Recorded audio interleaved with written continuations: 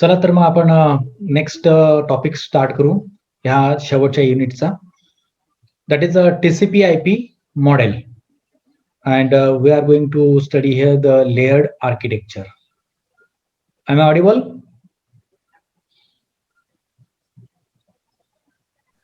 Yes, sir. Yes, sir. Yes, sir. Yes, sir. Okay.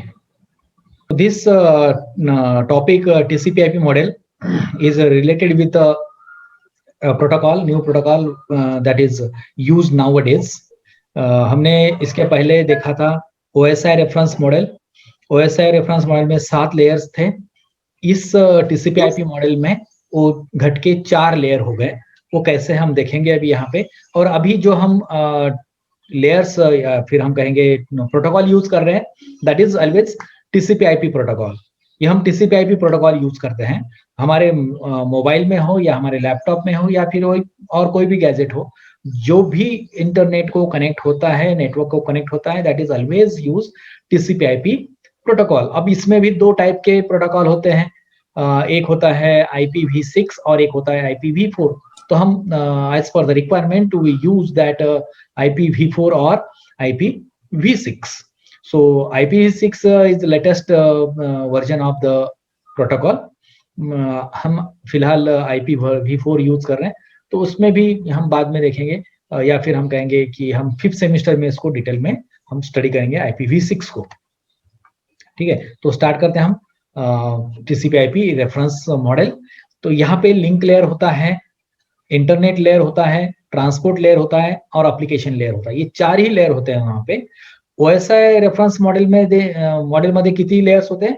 7 layer होते हैं. Physical, data link, network, transport, session, presentation, application. तर हे आता TCP/IP reference model मध्ये 4 layer होतील.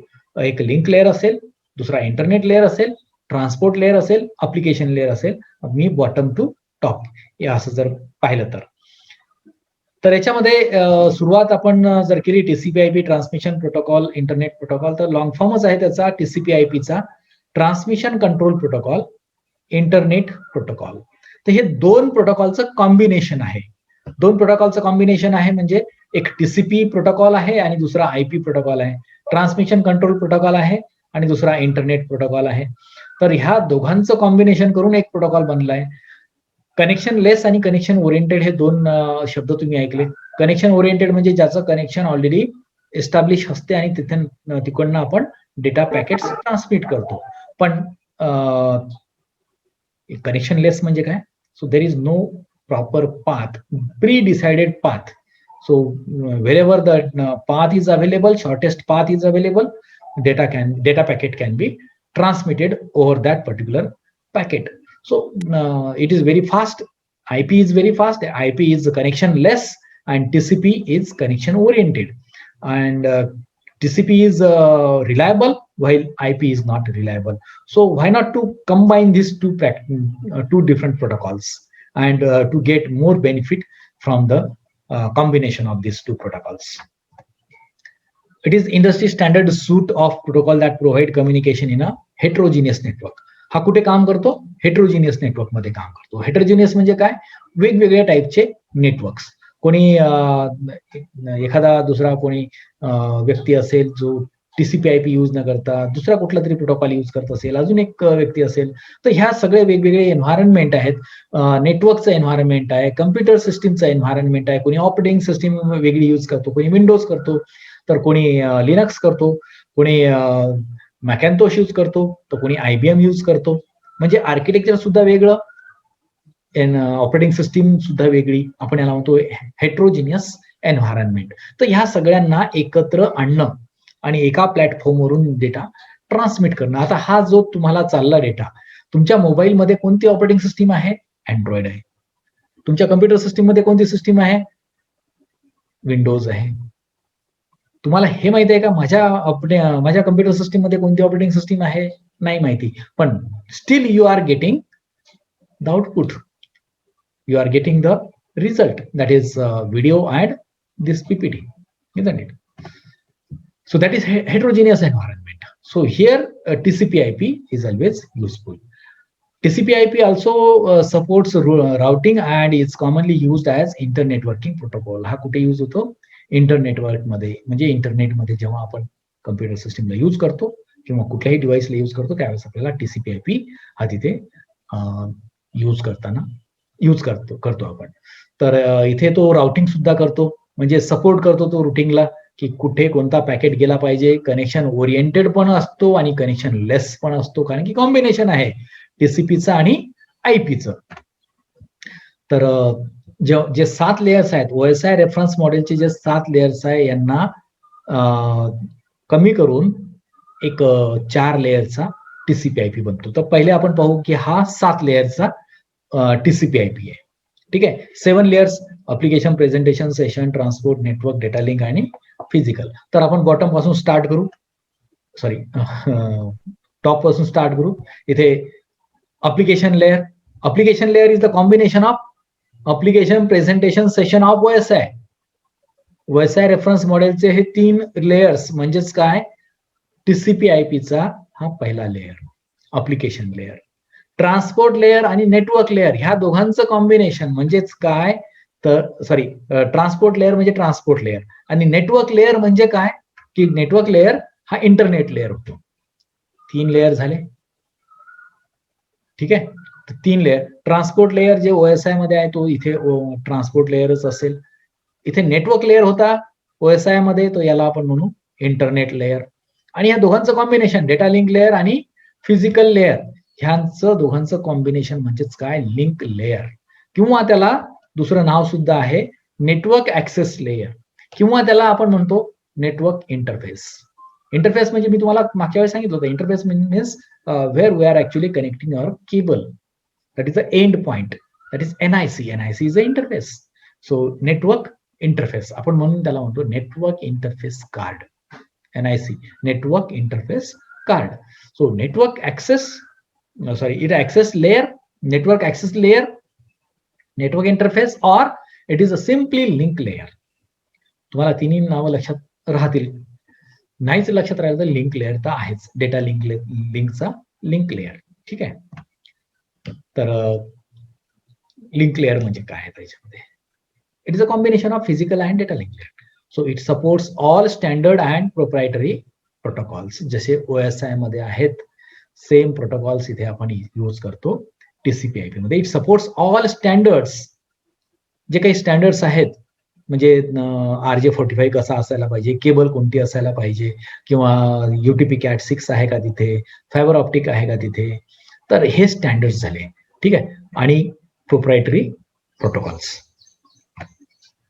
Protocol specific to the underlying physical media used for data communication at the hardware layer, hardware level.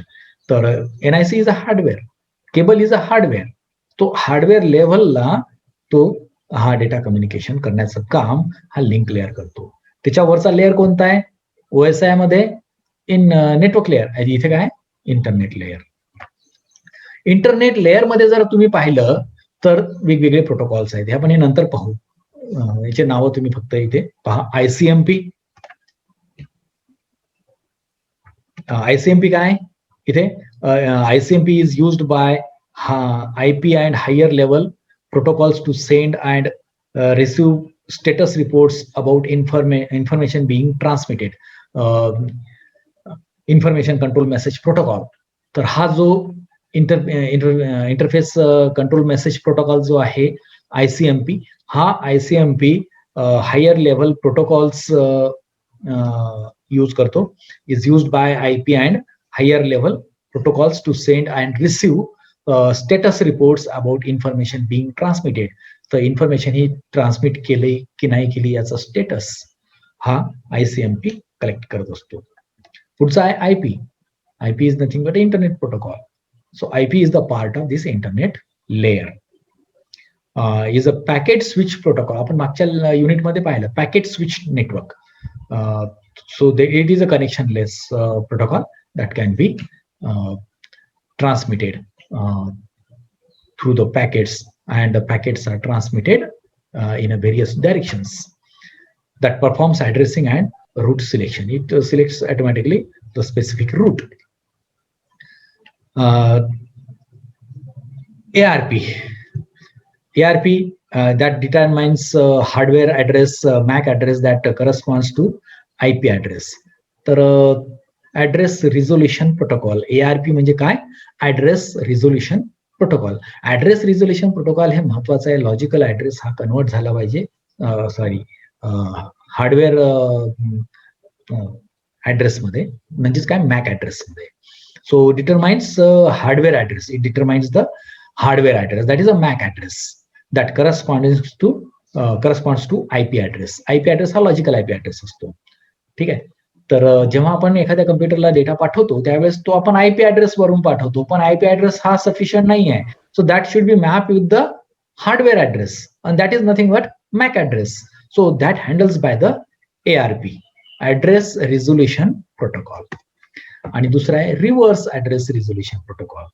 So this RARP server maintains a database of machine number in the form of ARP table, or you can say it is a cache which is created by system administrator. तर system administrator एक table तयार करेल ज्याच्यामध्ये सगळे information stored असेल. आपण त्याला ARP table म्हणू. ठीक आहे. So database of machine number, प्रत्येक नेटवर्कमध्ये जे काही कम्प्युटर्स असतील त्याचे मशीन नंबर ह्या सर्व्हरमध्ये स्टोर्ड असेल, आणि त्याच्यामुळे ARP हा त्या मॅक ऍड्रेसला लोकेट करू शकेल. त्यानंतर आहे transport layer. Transport layer of OSI is same as the transport layer of TCP/IP. ठीक आहे.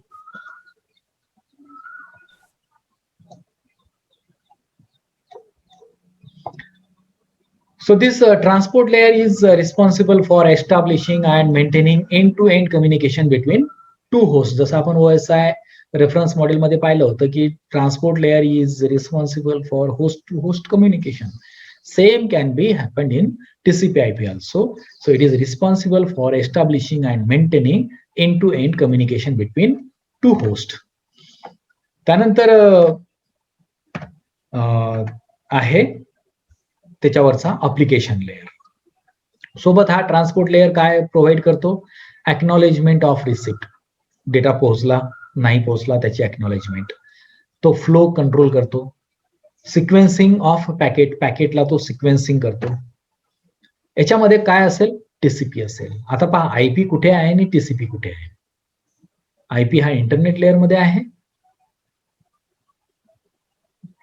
TCP हा ट्रान्सपोर्ट लेअर मध्ये आहे. So TCP is responsible for reliable transmission of data, while IP is not reliable transmission data. But TCP is a reliable transmission of data from one node to another node. So it is connection-based protocol. It is connection-oriented. TCP is connection-oriented and establishes a connection between two machines before any data is transfer. कुठलाही data transfer करण्यापूर्वी तो काय करतो? दोन machine मध्ये connection पहिले establish करतो आणि त्यानंतरच डेटा हा ट्रान्समिट करतो. So it is connection based or connection oriented. त्यानंतर त्याच्यामध्ये UDP पण आहे. हा UDP ट्रान्सपोर्ट लेअर मध्ये आहे पण कनेक्शन लेस आहे. एक लक्षात ठेवा, TCP हा कनेक्शन ओरिएंटेड आहे, तर UDP हा कनेक्शन लेस आहे. UDP is user data protocol. User data protocol is responsible for end to end transmission of data. It doesn't establish connection.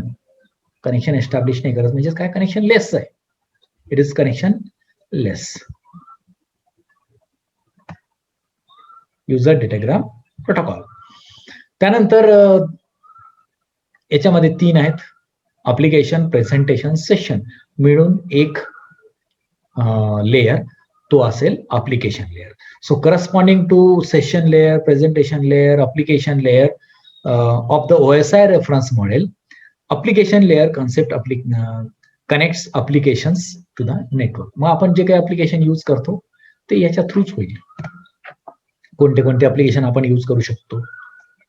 याच्यामध्ये आपण SMTP यूज करतो, simple mail transfer protocol, FTP file transfer protocol, domain name system DNS, domain name space सुद्धा त्याला म्हणतो आपण. त्यानंतर HTTP आपण browsing करण्यासाठी hypertext transfer protocol, hypertext transfer protocol जो आपण वेब ब्राउझिंग करतो आपण. त्यानंतर टेलनेट, जर मला रिमोटली एखादा कम्प्युटर सिस्टमला लॉग इन करायचं असेल तर मी टेलनेट यूज करतो. So these are the some applications of available in a application layer of TCP/IP protocol. तर हा झाला कम्प्लीट TCP/IP प्रोटोकॉल. आपण त्याला म्हणतो transmission control protocol, internet protocol. आजकाल आपण सगळ्या मशीनमध्ये, जवळपास सगळ्या डिव्हाइसेसमध्ये 99.99% असं म्हणा तुम्ही, 100%च म्हणा ना, 100% डिव्हाइसेसमध्ये आपण हा यूज करतो TCP/IP प्रोटोकॉल. तर पहिला आपण आता इथे पाहू network access layer.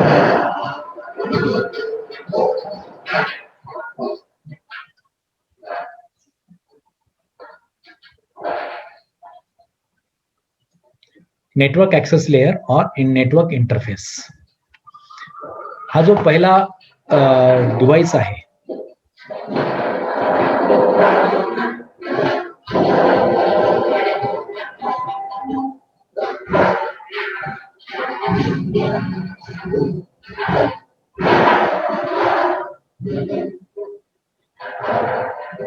I don't know what happened.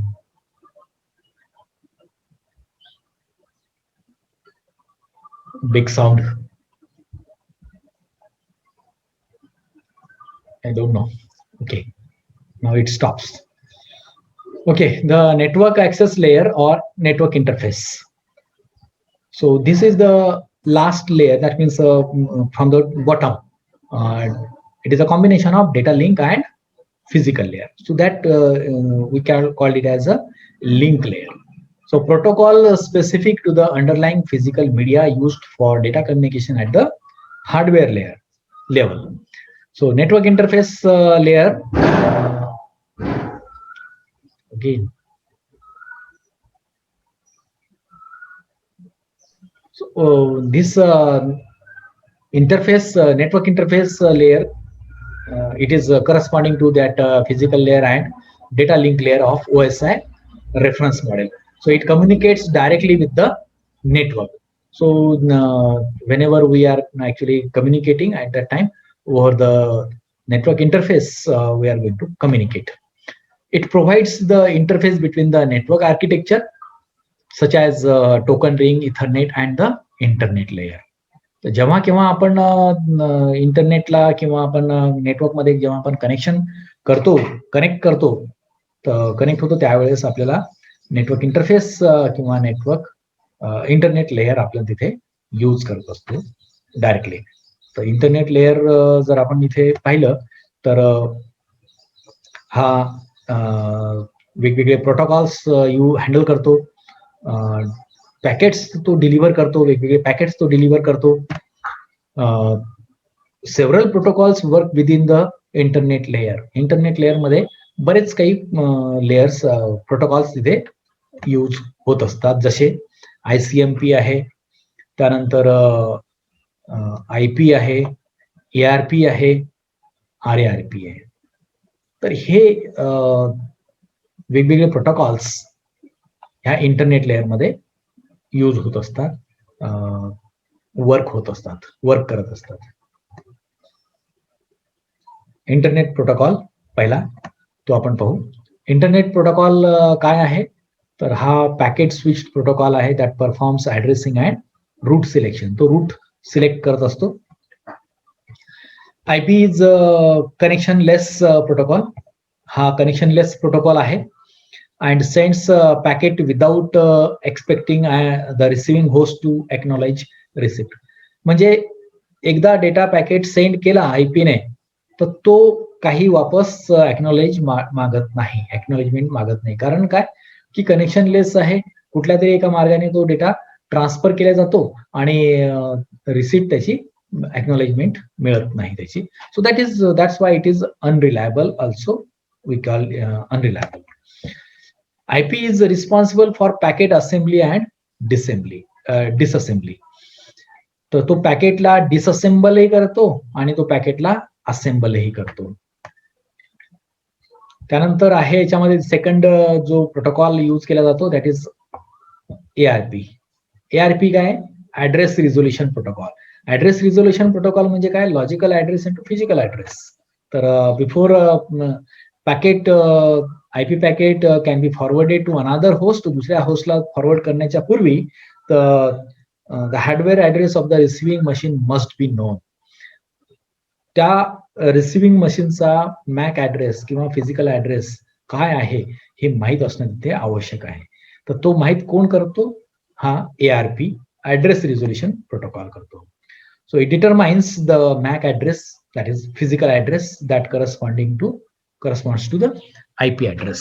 त्या IP ऍड्रेसच्या करस्पॉन्डिंग फिजिकल ऍड्रेस कोणता आहे तर तो तिथे लोकेट करतो त्याला.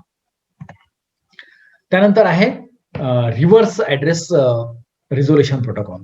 रिव्हर्स ऍड्रेस रिझोल्युशन प्रोटोकॉल हा जस्ट काय करतो हा की एक टेबल असतो तो त्या डेटाबेसला तो हँडल करतो. That means it maintains a database of machine number. कुठल्या मशीनला आपल्याला डेटा ट्रान्समिट करायचा आहे आणि तो ऍडमिनिस्ट्रेटर, तो कोण क्रिएट करतो? ऍडमिनिस्ट्रेटर क्रिएट करतो. तर तो जो टेबल आपल्याला मिळालेला असतो त्याच्यावरून तो मॅच करतो की लॉजिकल IP ऍड्रेस आणि physical IP address whether it is present or not in the network. RARP protocol provides the IP number to a requesting hardware address. त्यानंतर आहे इंटरनेट कंट्रोल, इन्फॉर्मेशन म्हणा किंवा इंटरनेट म्हणा same आहे, internet control message protocol. तर हा information जे काही आपण एक्सचेंज करतो, पाठवतो आपण इंटरनेटवर, so that is used by IP and higher level protocols to send and receive status reports about information being transmitted. जे काही डेटा ट्रान्समिट होतो त्या इंटरनेटवर किंवा आपण त्या नेटवर्कवर, तर त्याचा रिपोर्ट, त्याचा स्टेटस रिपोर्ट हा ICMP स्टोअर करत असतो. त्यानंतरचा जो प्रोटोकॉल आहे ह्या TCP/IP प्रोटोकॉल मध्ये हा ट्रान्सपोर्ट लेअर आहे. ट्रान्सपोर्ट लेअर मध्ये कोणते कोणते प्रोटोकॉल्स असतात? तर TCP आहे आणि दुसरा UDP आहे. This transport layer is responsible for establishing and maintaining end-to-end communication between two hosts. हे आपल्याला माहिती आहे ट्रान्सपोर्ट लेअर मध्ये हा दोन होस्ट एंड टू एंड म्हणजे पॉइंट टू पॉइंट कम्युनिकेशन करत असतो हा transport layer. So it provides acknowledgement of receipt. Acknowledgement सुद्धा देतो हा, जसा की IP देत नाही, IP मागत सुद्धा नाही. त्याच्यामध्ये तो कनेक्शन लेस असतो आणि हा इथे कनेक्शन ओरिएंटेड आहे. TCP फ्लो कंट्रोल करतो, सिक्वेन्सिंग करतो हा पॅकेट्सला. It also handles retransmission of packets. पॅकेटला तो रिट्रान्समिट सुद्धा करत असतो. The transport layer can use either TCP or UDP protocol depending on the requirement of the transmission. त्यानंतर त्याच्यामधला जो पहिला प्रोटोकॉल आहे हा TCP आहे. The TCP is responsible for the reliable transmission of data from one node to another node. It is reliable communication, reliable connection because it is connection based or connection oriented, and establish a connection before the data sent. दुसरा आहे त्याच्यामधला protocol UDP आहे, user datagram protocol. तर user datagram protocol मध्ये काय असते? हा connection लेस protocol आहे आणि हा एंड टू एंड ट्रान्समिशन, कारण की हा TCPचा भाग आहे. TCP end to end transmit करतो, म्हणून हा UDP रिस्पॉन्सिबल आहे एंड टू एंड ट्रान्समिट करण्यासाठी. UDP, that user datagram protocol, does not establish connection because it is connectionless. So it attempts to send the data and to verify that the destination host actually receives the data. हा establish करत नाही connection, पण तो ensure करतो की verify करतो की त्या समोरच्या होस्ट मशीनला डेटा पॅकेट पोहोचला की नाही पोहोचला. आयपी केअर नाही करत. UDP is best used to send a small amount of data for which guaranteed delivery is not required. छोटा डेटा तो पाठवतो जिथे गॅरंटी आवश्यकता नाहीये, जस्ट लाईक आयपी. पण जिथे गॅरंटीड पाहिजे आपल्याला तिथे आपण टीसीपी यूज करतो. शेवटचा आहे ऍप्लिकेशन लेअर. ऍप्लिकेशन लेअर मध्ये SMTP आहे, FTP आहे, DNS आहे, HTTP आहे, टेलनेट आहे, जिथे आपण यूज करतो actually computer system. Corresponding to the session, presentation, application हे 3 लेयर्स मिळून हा ऍप्लिकेशन लेअर बनतो TCP/IP चा. तर इथे आपण थांबू आणि पुढच्या वेळेस आपण कंपॅरिझन आणि त्यानंतर डिफरन्स बिटवीन धिस टू ते आपण पाहू.